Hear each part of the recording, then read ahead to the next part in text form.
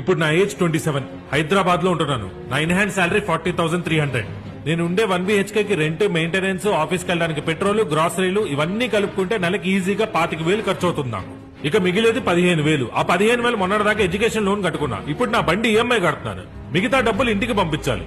ఇవన్నీ పోతే ఇంకా నా సేవింగ్స్ సంగతి ఏంటి చెప్పు? ఇలాంటి పరిస్థితుల్లో ఒక అమ్మాయిని పెళ్లి చేసుకుని హైదరాబాద్ లాంటి సిటీకి తీసుకొచ్చి నేను పోషించాలి. అమ్మాయికి మనలా కాదు, ₹1 ఎక్కువ ఖర్చు అవుతుంది. అవెక్కడి నుంచి తీసుకురాను? ఇంకా వచ్చే అమ్మాయి కూడా వర్కింగ్ ఉమెన్ అయితే ఎంతమంది ఇప్పుడు అమ్మాయిలు హస్బెండ్ కి శాలరీ చెప్పి కలిసి ఖర్చు పెడుతున్నారు? అలాంటి అమ్మాయి రావడమే రేరు. పెళ్లి చూపులకు రా ఒకసారి, ప్యాంటు తడిసిపోతుంది. ఎప్పుడు చూడు మీ అబ్బాయి ఏ కంపెనీ, ప్యాకేజ్ ఎంత అని అడుగుతున్నారు గానీ అమ్మాయి పేరెంట్స్ కి సంపాదించేవాడు కావాలి, అమ్మాయిని హ్యాపీగా చూసుకునేవాడు కాదు. ఎక్కడ దాకా ఎందుకు? మా అమ్మ నాన్న చెల్లి పెళ్లిప్పుడు కూడా అలానే ఆలోచించారు. తప్పులేదు.